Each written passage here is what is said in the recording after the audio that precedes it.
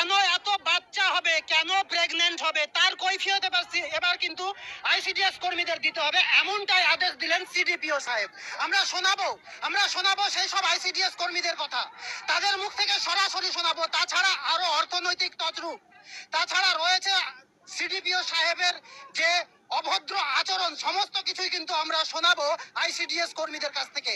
তার আগে জানুন, আজকে কিন্তু রীতিমতো আইসিডিএস কর্মীরা তিক্ত বিরক্ত হয়ে সিডিপিও সাহেবের অফিস ঘেরাও করেছেন। কারণ কারো 15%, কারো 10%, কারো 5%, এমন হারে গত 2 থেকে 3 মাস ধরে কিন্তু টাকা কাটা যাচ্ছে। যে কি কারণে কাটা যাচ্ছে তার কিন্তু সদ উত্তর দিতে পারেননি সিডিপিও সাহেব। একজন সি গ্রেডের অফিসার, যিনি এতগুলো শিক্ষা ডিপার্টমেন্টে মেনটেন করেন, তার মুখ থেকে এমন মন্তব্য, এমন বেবাক মন্তব্য কেন বের হবে? এটা কিন্তু একটা বড় প্রশ্ন। কি বলেছেন আসুন আমরা শুনে নিই সেই সমস্ত আইসিডিএস কর্মীদের মুখ থেকে। আসুন, এই ব্যাপারে স্যার কি বলেছে একটু ক্লিয়ার বলুন। স্যার কি বলেছে এটা ক্লিয়ার বলুন। স্যার এটাই বলেছে আপনাদের তদারকি করতে হবে, কে কার ঘরে ঢুকে কখন কাকে প্রেগন্যান্ট করে দিচ্ছে। না, আমাকে নিজে গিয়ে করতে হবে, এটা জানাচ্ছে। মানে আপনারা আইসিডিএস কর্মীদেরকে নিজে গিয়ে হ্যাঁ, কার মানে কে প্রেগন্যান্ট করছে সেটা আপনাদেরকে দেখতে হবে। হ্যাঁ, ওটাই আমাদেরকে জানতে হবে। এটা স্যার নিজে বলেছে। তাহলে তো আমাদেরকে রাত্রেও থাকতে হবে। কার ঘরে ঢুকে কে প্রেগন্যান্ট করে দিচ্ছে আমরা কি সেটা দেখে বসে থাকবো? এই কথাটা বলেছে। আমরা কে প্রেগন্যান্ট করছে দেখবো না তো? আমরা প্রেগন্যান্ট মা পেলে তাকে আমি খাবার দেবো। কে প্রেমিকের সাথে করছে কি, কে কার সাথে করছে, আমরা কি করে বলবো? আমাদের কাছে প্রেগন্যান্টের নাম হলে আমরা দেবো। স্যার কি করে বলতে পারেন কে করেন? কেন বলবে না? বিয়ের আগেও যদি কেউ প্রেগন্যান্ট হয় তাকেও ওই পরিষেবা দেবো।